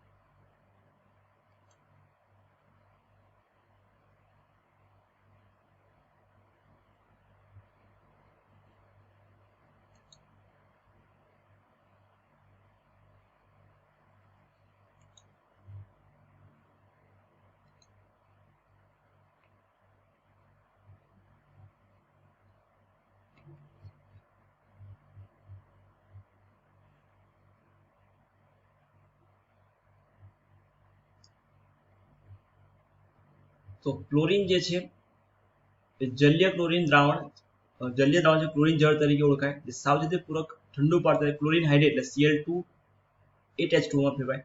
બ્લીચિંગ કાર્યમાં અને ઓક્સિડાઇઝિંગ Cl2 H2O, તેમાંથી HOCl બનશે HCl. HOCl એમાં આ નવજાત ઓક્સિજન શું રંગવિહીન બનાવશે. નવજાત ઓક્સિજન પેલામાં નવજાત સલ્ફર બનતો. આગળ જે પ્રક્રિયા જોઈએ આપણે ક્લોરીનની બ્લીચિંગ પ્રક્રિયા કાયમી છે, જે ઓક્સિડાઇઝિંગ ગુણધર્મોના કારણે જોવા મળે. તો SO2 Cl2 H2 તો H2SO4 HCl મળશે. ડાયહાઇડ્રોજન સાથે પ્રતિક્રિયાત્મક તો H2 Cl2 તો તમને HCl જોવા મળે. વિસ્થાપન પ્રક્રિયામાં KBr Cl2 તો KCl અને Br2 બનશે. Ki Cl2 તો KCl જોવા મળે. NOH સાથેની પ્રક્રિયા લખીએ તો NOH સાથે પ્રક્રિયા કરીએ કોલ્ડ એટલે કે ઠંડા NOH સાથે તો તમને નિપજમાં મળશે NaOCl એટલે કે સોડિયમ હાઇપોક્લોરાઇડ મળશે. અને હોટ અને કોન્સન્ટ્રેટમાં ડાયલ્યુટ અને એ હશે તો તમને સોડિયમ ક્લોરાઇડ એટલે કે Cl5 ઓક્સિડેશન અવસ્થા હશે, એ OCl1 જેમાં પ્લસ ઓક્સિડેશન અવસ્થા હશે, આમાં +5 ઓક્સિડેશન અવસ્થા. યોગશીલ પ્રક્રિયામાં SO2 Cl2 SO2 Cl2 બને, COCl2 તો COCl2 બનશે. ઉપયોગ આપણે આગળ જોયા એ પ્રમાણે બ્લીચિંગ કરતા તરીકે, સંક્રમણ તરીકે, સંયોજનમાં CSCl3 ક્લોરોફોર્મની બનાવટમાં, CCl4 ની બનાવટમાં, DDT ની બનાવટમાં, બ્લીચિંગ પાવડરની પૂછાય તો COCl2 અસ્રવાયુ CCl3NO2, મસ્ટર્ડ વાયુ CuH4S, મસ્ટર્ડ વાયુ. નેક્સ્ટ ટોપિક આપણો કમ્પાઉન્ડ છે chlorine, sorry hydrochloric acid HCl. તો હાઇડ્રોજન ક્લોરીન સીધા જોડાણથી H2+Cl2 સનલાઇટની હાજરીમાં HCl બની જશે. દહન કરવાથી હાઇડ્રોક્લોરિન હાજરીમાં હાઇડ્રોજન અને ક્લોરીન દહન કરવાથી પણ હાઇડ્રોક્લોરાઇડ બનાવી શકશે. ગુણધર્મોમાં જોઈએ તો ગુણધર્મોમાં હાઇડ્રોજન ક્લોરાઇડ જે છે સહસંયોજક છે અને પાણીમાં દ્રાવ્ય, જ્યારે હાઇડ્રોજન આયન અને ક્લોરાઇડ આયન આયનીકરણ પામશે H+ છે. નિર્જળ AlCl એસિડિક ગુણધર્મ બતાવી શકતો નથી, માત્ર જલીય HCl અને ભેજની હાજરીમાં HCl એસિડ તરીકે વર્તે. હવે જોઈએ ધાતુ અને હાઇડ્રોક્લોરિક એસિડ, ધાતુએ ક્લોરાઇડ મળશે અને હાઇડ્રોજન મળશે તો Mg+HCl તો MgCl2H2. બેઝ અને બેઝિક ઓક્સાઇડમાં CO+HCl તો CaCl2 અને H2O બને. પછી ધાત્વિય કાર્બોનેટ, બાયકાર્બોનેટ, સલ્ફાઇડ કાં તો સલ્ફાઇડ, થાયોસલ્ફેટ અને નાઇટ્રાઇટ સાથે પ્રક્રિયા કરીએ તો Na2CO3 HCl મળે, NaCl, H2CO2. સિલ્વર નાઇટ્રેટ અને લેડ નાઇટ્રેટ સાથે પ્રક્રિયા કરું તો HCl તો HNO3 AgL તેના સફેદ અક્ષર મળશે. રિડક્શન ગુણધર્મો જોઈએ તો HCl છે પ્રબળ રિડક્શન કરતા છે એટલે MnO2 MnCl2 H2 અને Cl2 બનશે. ઉપયોગોમાં જોઈએ તો ઉપયોગમાં છે એનો ડાય છે, રંગ, ફોટોગ્રાફી, રસાયણ છે વગેરે બનાવવામાં, ક્લોરાઇડ છે, પછી ક્લોરીન છે, એક્વારિઝિયા વગેરેને બનાવવામાં, પ્રયોગશાળામાં પ્રક્રિયક તરીકે વપરાશે. નેક્સ્ટ ટોપિક છે આપણો હાઇડ્રો આંતર હેલોજન સંયોજન. જ્યારે વધારે વિદ્યુત ઋણમય હેલોજનના હેલાઇડ્સ તરીકે ઓળખાશે. તો આંતર હેલોજન સંયોજનમાં AB ટાઈપ મતલબ ClF છે, BrF છે, BrCl અને ICl અને IBr. AB3 ટાઈપમાં આવશે ClF3, BrF3, ICl3. AB5 ટાઈપમાં આવશે BrF5, IF5 અને AB7 માં IF7 આવશે. આ એના હેલોજન છે. હવે Cl માં જોઈએ તો HOCl ઓક્સિજન એસિડ આપણે આગળ જોયા તો HOCl છે, HBRO છે, +1 ઓક્સિજન હાઇપોહેલસ છે. હેલસમાં આવશે +3 ઓક્સિજન અવસ્થા HCl2. પછી હેલિકમાં આવશે HClO3, HBRO3, HIO3 અને HOCl4, HIO. ક્લોરીન ખાલી એક જ બનાવશે. મધ્યસ્થ પ્રમાણ ઓક્સિડેશન ક્રમમાં વધારો થાય છે તો +1 +3, જેમ +1 ઉષ્મીય સ્થાયીતા વધશે, XO બંધનું સહસંયોજક લક્ષણ વધશે, ઓક્સિડાઇઝિંગ જે ક્ષમતા છે ઘટશે, બેઝિકતા ઘટશે. જ્યારે આ બાજુ જઈએ તો મધ્યસ્થ પ્રમાણની વિદ્યુત ઋણતા ઘટે, ઉષ્મીય સ્થાયીતા ઘટે, ઓક્સિડાઇઝિંગ ક્ષમતા ઘટશે અને એસિડિક પ્રબળતા વધશે. જ્યારે આ બાજુ પાછા જઈશું 7 થી 1 તરફ અને 1 થી 7 તરફ. આ રીતે એનો જે ક્રમ છે ક્રમ આપેલો છે. તો હવે નેક્સ્ટ ચેપ્ટર છે આપણું ચેપ્ટર નંબર સંકીર્ણ સંયોજન અને સવર્ગ સંયોજનમાં. તો કોર્ડિનેશન સ્ફિયર કેવા છે, આ જે બોક્સ છે ને આ છે ને આયોનાઇઝેશન સ્ફિયર કેવા છે અને પ્રતિઆયન પણ કહેવાય. આ લિગેન્ડ કેવા છે અને આ છે ને સેન્ટ્રલ મેટલ એટલે કે મધ્યસ્થ પરમાણુ કેવા છે. આયનીય વર્તુળ ધરાવતા પ્રાથમિક સંયોજકતા સંતોષે.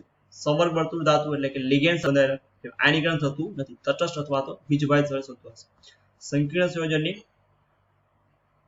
બનાવટ ઊંચી ધ્રુવીકરણ ક્ષમતા અને આંશિક ભરાયેલી ડી કક્ષીય કારણે સંકળાયેલ તત્વોમાં ડી સંકીર્ણ સંયોજન બનાવશે. લિગેન્ડ એટલે શું તો પહેલા જે કોઈ ઘટક ઇલેક્ટ્રોન યુગ્મનું દાન કરે છે તેને લિગેન્ડ કહેવાશે. દાન કરવા માટે ઇલેક્ટ્રોન યુગ્મની સંખ્યા પરથી લિગેન્ડની પ્રકાર પડે. એક દંતી લિગેન્ડ તો એક ઇલેક્ટ્રોન યુગ્મ દાન કરે H2NH3. દ્વિદંતીય લિગેન્ડ બે ઇલેક્ટ્રોન યુગ્મનું દાન કરે CH2 ડબલ બોન્ડ CH2 અથવા C double bond O minus C double bond O minus. વીજભારના આધારે તો તટસ્થ હોઈ શકે એનાયન અને કેટાયન. બંધનના સિદ્ધાંત સંયોજકતા બંધન સિદ્ધાંતના આધારે જે ઇલેક્ટ્રોન યુગ્મદાન એકદંતીય, દ્વિદંતીય, બહુદંતીય, ફ્લેક્સિડેન્ટ અને ઉભયદંતી છે.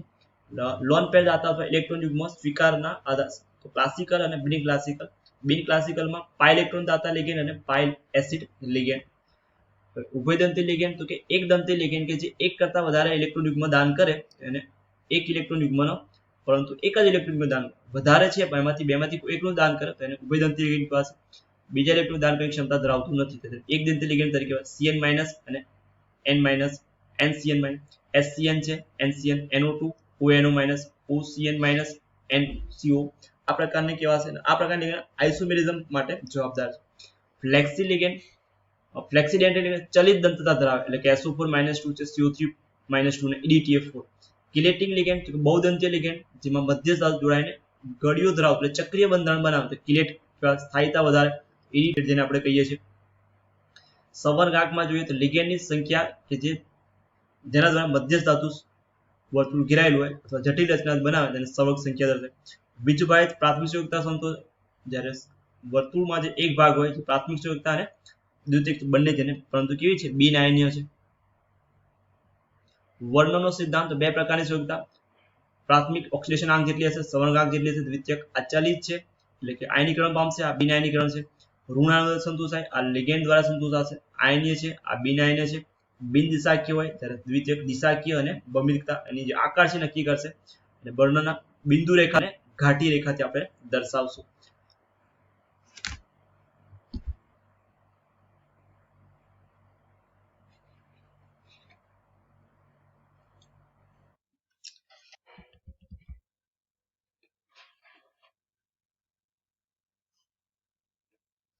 તો કમ્પાઉન્ડ તમને આપેલું COCl3 NH3, તો NH3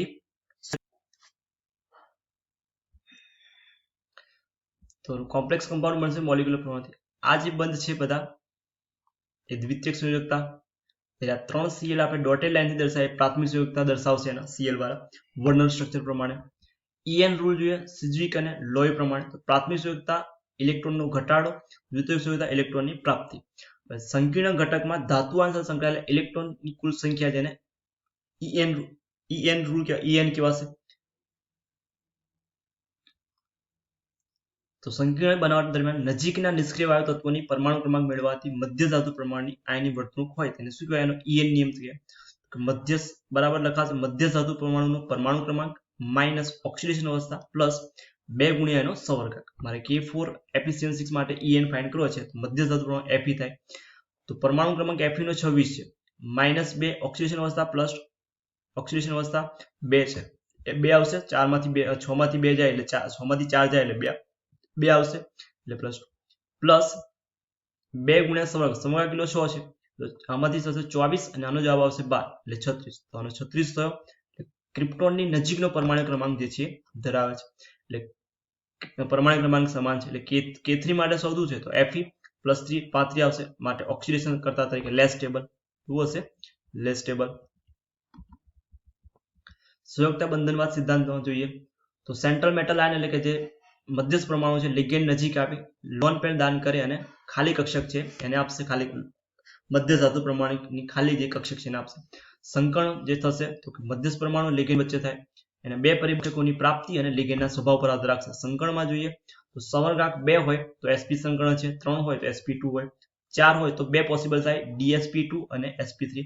dsp2 હશે તો સમતુલ્ય ચોરસ આકાર હશે અને સમચતુષ્ ફલકીય જોવા મળે. 5 હશે તો dsp3 હશે કાં તો sp3d હશે, અને 6 હોય તો sp3d2 જેને બાહ્ય કક્ષકીય સંકીર્ણ કહેવાય જેમાં ઉચ્ચ સ્પિન, અને 6 હશે તો બીજું પોસિબલ થાય d2sp3 જેમાં આંતર કક્ષકીય અને નિમ્ન સ્પિન છે આપણે કહેવાશે. સમઘાત 4 વાળામાં જોઈએ તો NaCl4 - 2 sp3 સંકર્ણ સમચતુષ્ ફલકીય, NaCN4 પ્રબળ લિગેન્ડ -2 dsp2 સંકર્ણ સમતલ્ય સમચોરસ, NaCO4 sp3 સંકર્ણ જોવા સમચતુષ્ ફલકીય, ZnNH3 4+2 sp3 સંકર્ણ સમચતુષ્ ફલકીય, NH3 4+2 આવ્યું છે sp3, CuNH3 dsp2 સંકર્ણ સમતલ્ય. 6 સવર્ગાંકમાં જોઈએ તો Fe6 - 4 d2sp3 છે, Fe6 - 3 તો d2sp3 same, CuNH3 6+3 d2sp3, NaH2O6 sp3 d2 જોવા મળે. નેક્સ્ટ ટોપિક છે સમઘટકતા. સમઘટકતામાં 2 પ્રકારની સમઘટકતા જોવા મળે, બંધારણીય સમઘટકતા, અવકાશી સમઘટકતા. બંધારણના 4 પ્રકાર છે, આયનીય, જલયોજન, બંધનીય અને કોર્ડિનેશન. જેને સમઘટક કહેવાય. ભૌમિતિક અને પ્રકાશીય જે અવકાશી સમઘટકતાના 2 પ્રકાર થશે. બંધારણીય સમઘટકતામાં પહેલું છે આયનીય સમઘટકતા. તો આણ્વિય સૂત્ર સમાન પરંતુ આયનીકરણ ઘટકો જુદા, એટલે બહાર જે લિગેન્ડ છે બહારનો પ્રત્યાયન લિગેન્ડ તરીકે, લિગેન્ડ છે પ્રત્યાયન બને તેને આયનિક સમઘટકતા.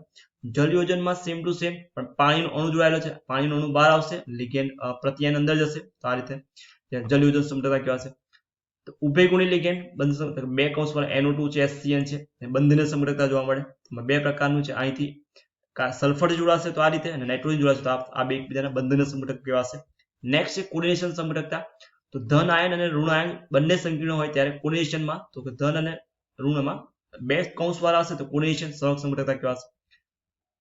અવકાશી સમઘટકતામાં કોર્ડિનેશન નંબર 4 હોય તો સમચતુષ્ ફલકીય એમાં જોવા ના મળે, સમતલ્ય ચોરસ હશે એમાં જોવા મળે, MaA4 તેમાં ના જોવા મળે, Ma3b તેમાં પણ ના જોવા મળે, પણ A2B2 બે પ્રકારના લિગેન્ડ હશે તેમાં 2 જોવા મળે, એક સીસ અને ટ્રાન્સ જોવા મળે. Ma2BC એટલે 2 લિગેન્ડ હોય અને બીજા 2 અલગ અલગ હોય તો એમાં 2 જોવા મળે, સીસ અને ટ્રાન્સ. અને 4 લિગેન્ડ અલગ હોય તેમાં 3 લિગેન્ડ જોવા મળે, 2 સીસ અને 1 ટ્રાન્સ, 3 જોવા મળે.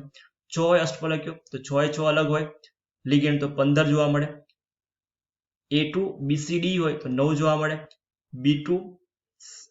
A2BCD એટલે બે લિગેન્ડ હોય, બાકીના 2 અલગ તો 6 જોવા મળે.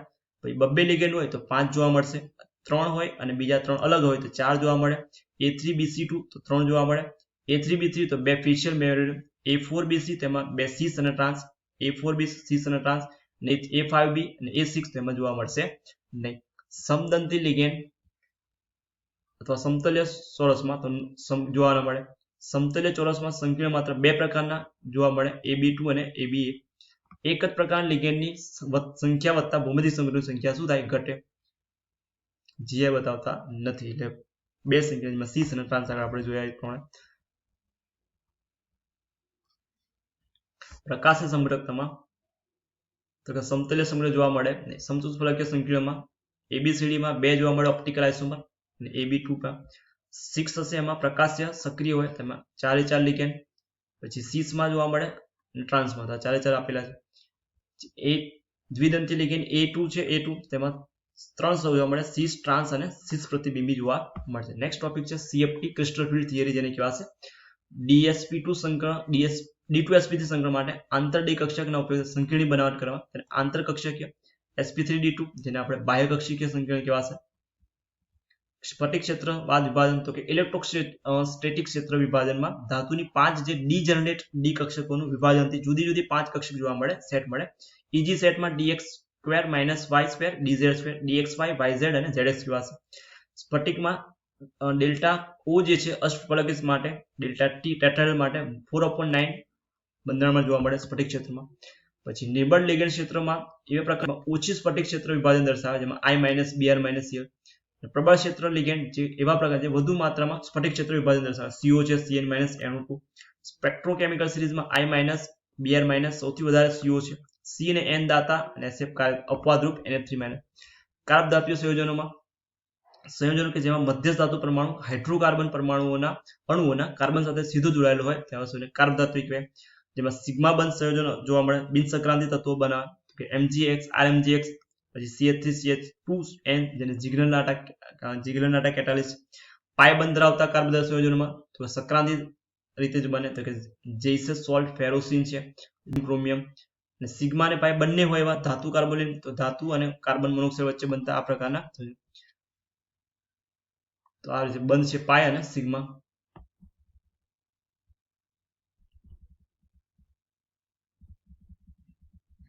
નામકરણ આપણે આગળ જોયું તો ફરી એકવાર ઋણાયન માટે શું લખાશે? તો ધન આયનનું નામ, લિગેન્ડનું નામ આવશે અને પૂર્વક હોય અને સેન્ટ્રલ મેટરનું નામ લેટિનમાં લખાશે.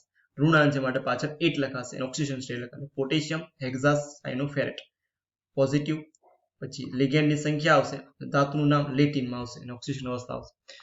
ધન આયન માટે સેમ ટુ સેમ છે. ધન આયન માટે તો લિગેન્ડનું નામ આવશે, સંખ્યાના પૂર્વક સાથે કેટલા છે ટેટ્રા.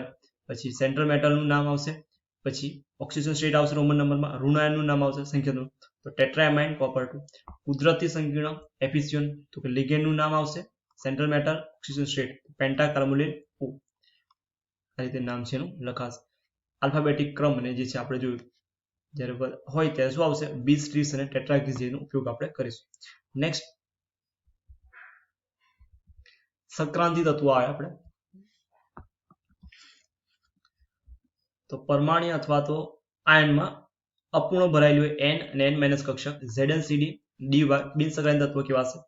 ઇલેક્ટ્રોન રચના તો NS02 N-D12 10 આવે. Exception case chromium 4s1 3d5, copper 4s1 3d10 અને પેડેલિયમ 4s0 3d10 4d10. બરાબર, એક્સેપ્શન કેસ આવી ગયા આપણે. પછી સંક્રાંતિ તો ફર્સ્ટ, સેકન્ડ અને થર્ડ તો સ્કેન્ડિયમ થી, પછી ઇટરમિયમ થી કેડમિયમ 5 ને 6d શ્રેણીના તત્વો તમને આપેલા છે. પરમાણુ ત્રિજ્યામાં 3D માં સ્કેન્ડિયમ, ટાઇટેનિયમ, પછી વેનેડિયમ, ક્રોમિયમ, મેંગનીઝ અને આ વચ્ચે સમજવા મળે. પછી Fe અને CO, પછી કોબાલ્ટ, નિકલ, ફરી પાછું નિકલ, કોબાલ્ટ અને Zn માં ક્રમ બદલાશે. તો 4d શ્રેણી તરફ જતા વધે, પરંતુ 4d થી 5 તરફ જતા F ઇલેક્ટ્રોનની નિર્બળ શ્રેણી કારણે શું થાય? લગભગ સમાન જોવા મળે. તો આમાં વધશે 4d પણ 5d માં અને 4d માં વચ્ચે સમાન, જેને લેન્થેનલ સંકોચન કહેવાશે. ટાઇટેનિયમ થી ઝિર્કોનિયમ વધશે, પણ ઝિર્કોનિયમ હાફની વચ્ચે કેવો હશે? સમાન હશે. ખૂબ જ નાની ત્રિજ્યા નિકલની ખૂબ મોટી પૂછાય તો લેન્થિનમ. S વિભાગના ધાતુ કરતા D વિભાગના ધાતુના ગલન બિંદુ વધારે છે. તો અયુમિત ઇલેક્ટ્રોનની સંખ્યા વધે તેમ ક્રોમિયમ વધુ ગલનબિંદુ ધરાવે અને પછી ઘટે. સ્કેન્ડિયમથી ઉપર ક્રોમિયમ સુધી વધશે, પછી પાછું શું થશે, તો ક્રોમિયમ સુધી ગલનબિંદુ વધે પછી ઘટશે, ફરી પાછું. તો અપૂર્ણ ડી ભરાયેલી D5 નિર્બળ ધાત્વિય બંધ, સંપૂર્ણ ભરાયેલી D10 એટલે નિર્બળ ધાત્વિય ગલનબિંદુ વધે. ગલનબિંદુનો ZnCdHg અને CuHg માહિતીના આધારે આપેલું છે. અપવાદ રૂપમાં જોઈએ તો ZnCdHg ઇલેક્ટ્રોન ઘનતામાં તો ડી વિભાગની વધારે, તો Sc ક્રોમિયમ જે છે કોમળ, અને એ સમૂહમાં જોઈએ તો સૌથી વધારે 5D ની થશે. ધાત્વિય લક્ષણ તો ઘન, ખેંચીને તાર બનાવી શકાય, ટીપી શકાય. અને ઇલેક્ટ્રિક કન્ડક્શન તો કે Ag સૌથી વધારે, Au અને P બ્લોક એલ્યુમિનિયમ જે છે કન્ડક્શનમાં આવશે, એટલે કે વિદ્યુત વાહકતા જેને કહેવાશે. ઓક્સિડેશન અવસ્થામાં સ્કેન્ડિયમ +3 Zn+2 માત્ર ઓક્સિજન જોવા મળે, ને સામાન્ય +2 જોવા મળે. 3D માં મહત્તમ +7 Mn ની જોવા મળે. D માં ઉચ્ચ ઓક્સિજનમાં +8 જેમાં ઓસ્મિયમ અને Ru ની જોવા મળે. સિનર્જીક અસરના કારણે કાર્બોનિક સંયોજનો ધાતુની ઓક્સિજનતા કેવી જોવા મળે, શૂન્ય જોવા મળે. NiCO4 જે લખ્યું હતું. ફ્લોરાઇડ અને ઓક્સાઇડ ઉચ્ચ ઓક્સિજન સ્થાયી થાય. પછી ઓક્સિજન એક કરતા વધારે બંધ બનાવવાની ક્ષમતા ફ્લોરાઇડ અને ઓક્સાઇડમાં વધુ સ્થાયી. Mn ની ઓક્સિજન અવસ્થામાં ફ્લોરાઇડ Mn4, જ્યારે ઓક્સાઇડમાં MnO જોવા મળશે. ડી વિભાગના સ્થાયી ઓક્સિજન કોપરની +2, Mn ની +2, Pt ની +4, Ag ની +1, Cr ની +3, Sc +3, Eu +3 અને Na +2 છે સ્થાયી ઓક્સિજન.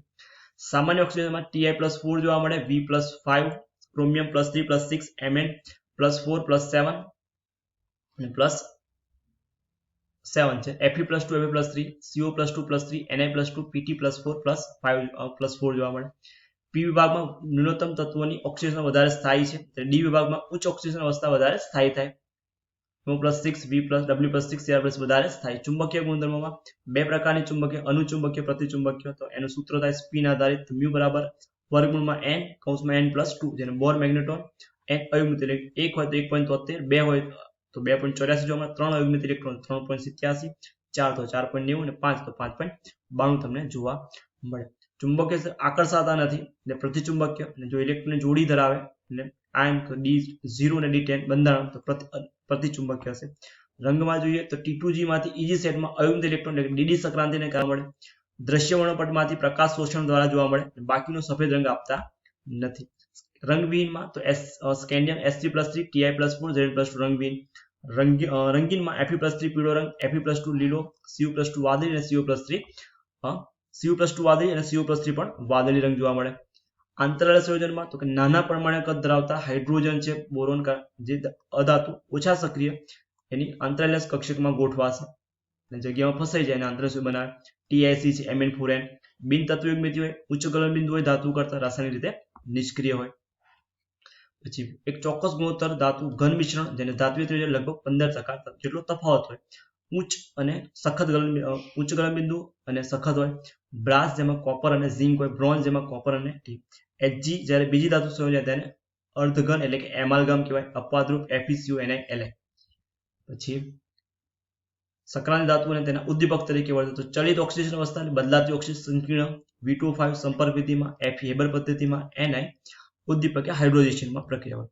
અગત્યની પ્રક્રિયા તો Cu+I- તેમાં Cu2I બને. CuSO4+H2O ગરમ કરો તો CuSO4H2O લાઇટ ગ્રીનિશ, અને વધારે ગરમ કર્યો 230 તો કલરલેસ થઈ જશે. એક્સેસ કેસીએન સાથે K2SO4 અને અનસ્ટેબલ Cu અને 720 તો Cu અને SO2 પ્લોનર. CuCN+ ગરમ કરે Cu અને બનશે આમાં છે CuCN અને Cn સાઈનું જન કહેવાય, Cn2 અને સાઈનું જન કહેવાશે. HgCl2+ NH4 તો બ્લેક બનશે એમાંથી કેસીએન. Cu મોઇશ્ચર CuCN ગ્રીન કલરનું બનશે. AgBrN2 તો ફોટોગ્રાફિક કોમ્પ્લેક્સ Na3Ag2S2 અને ફોટોગ્રાફિક કોમ્પ્લેક્સ કહેવાશે.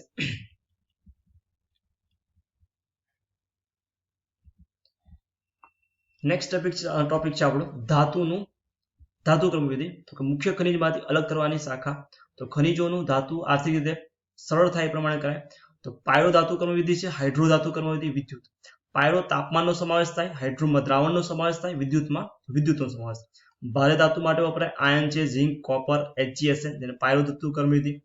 પછી ESC પ્રમાણે હાઇડ્રોનથી નીચી રહેલી જેમાં CuAg અને ધાતુમાં ગ્રુપ 1A, 3, 2A અને એલ્યુમિનિયમ માટે ધાતુ. પછી માઇનિંગ તો કે અયસ્કના મોટા ટુકડાને સ્વરૂપમાં ફેરવવા માટે ઓછો સક્રિય. પછી તોડવું જેને પોલરાઇઝેશન કહેવાય, ટુકડાને પાવડર સ્વરૂપમાં ફેરવવા મોટું સક્રિય. અયસ્કમાંથી ગેંગ એટલે કે અશુદ્ધિ દૂર કરવાની અને સાંદ્રતા વધારવાની. સંકેન્દ્રીકરણ તો બે પદ્ધતિ છે, ભૌતિક પદ્ધતિ અને રાસાયણિક. ભૌતિકમાં જોઈએ તો ગુરુત્વાકર્ષણની પદ્ધતિ જેને જલ્ય પ્રક્ષારણ પણ કહેવાય, પાવડર બનાવી. અને ગુરુત્વાકર્ષણ બળના આધારે એટલે કે એની ઘનતાના આધારે, જેમાં ઓક્સાઇડ માટે અને કાર્બોનેટ અયસ્ક માટે. ચુંબકીય અલગીકરણ ચુંબકીય ગુણધર્મના તફાવતના આધારે, જેમાં સક્રાંતિ ધાતુ તત્વ ધરાવતા સંયોજન અને SP વિભાગના તત્વોમાંથી સંયોજનો દૂર કરવા માટે.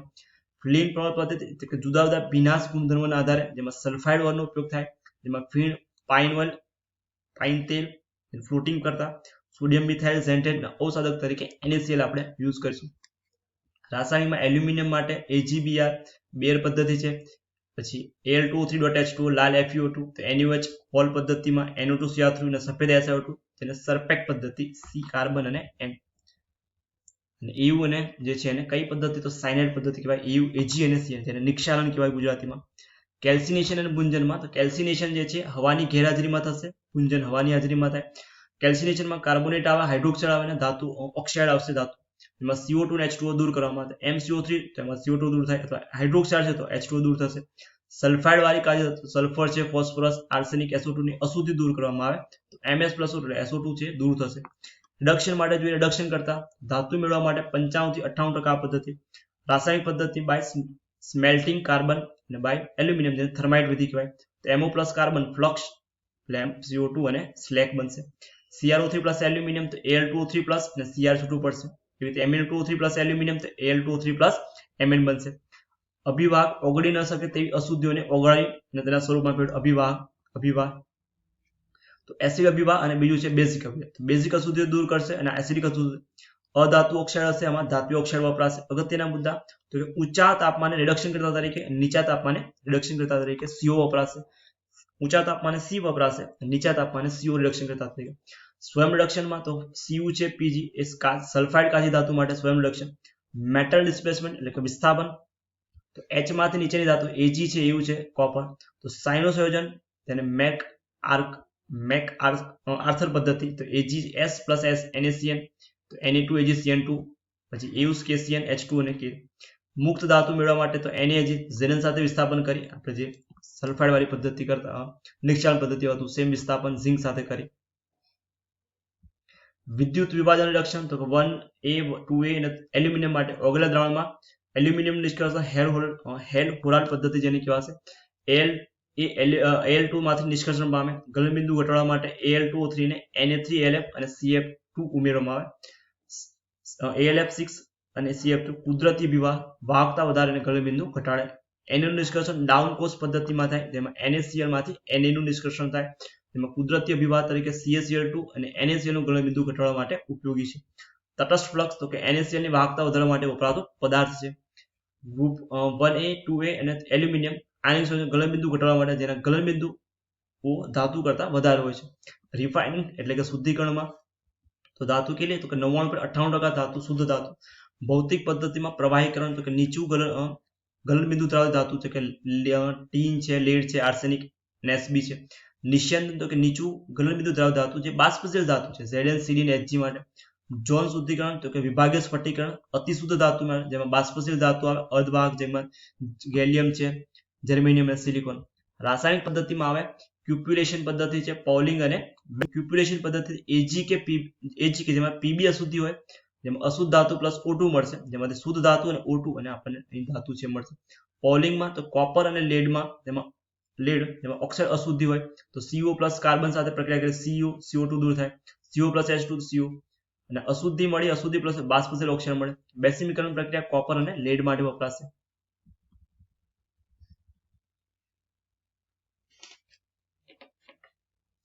તો આ તો આપણે ઇનઓર્ગેનિક